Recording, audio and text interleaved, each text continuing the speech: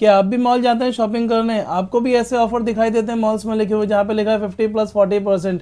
पर आपको पता है कि क्या ये 50+40 90% होता है? चलिए आज इसी को समझते हैं। देखिए 50% मतलब आधी कीमत हो जाना। और यहाँ आपको इसको हम एक एग्जाम्पल के हेल्प से समझते हैं। सपोज करते हैं कि एक शर्ट खरीद लेते हैं हम जो कि 1000 रुपये की है। अब उस पर जो पहला डिस्काउंट लगेगा हमारा फ्लैट 90% इस पर नहीं लग रहा है, 50+40 मतलब पहला डिस्काउंट 50 का, उसके बाद फिर 40। तो पहले आपको इसका 50% डिस्काउंट लगेगा। 50% का मतलब हो गया 500 रुपये आपके 1000 में से कम हो गए और आपकी शर्ट बची अब 500 रुपये की। लेकिन इस पर अभी एक डिस्काउंट और लगना है, वो 40%। समझने की बात यह है कि जो 40% है ये 1000 रुपये पर नहीं लगेगा, ये 500 रुपये पर लगेगा, क्योंकि अब कॉस्ट बची है 500 रुपये।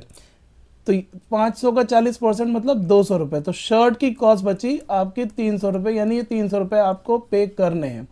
तो ये आप हमेशा ध्यान रखिएगा कि अगर कभी भी डिस्काउंट आपको प्लस करके दिखाया गया तो इसका मतलब वो फ्लैट नहीं बनेगा। हमेशा ये ध्यान रखिएगा कि जब भी शॉपिंग करने जाएं दो अलग अलग तरीके के डिस्काउंट होते हैं। एक होता है फ्लैट, जहाँ पर फ्लैट 90% लिखा होगा, फ्लैट 50, तो जितने परसेंट डिस्काउंट लिखा है उतना ही डिस्काउंट होगा। लेकिन अगर ऐसे प्लस करके डिस्काउंट दे रखा है दो अलग अलग बार में, तो इसका मतलब ये है कि ये दोनों अलग अलग डिस्काउंट हैं और ये दोनों अलग अलग ही लगेंगे। तो ऐसे ही और वीडियो के लिए बने रहिएगा हमारे साथ।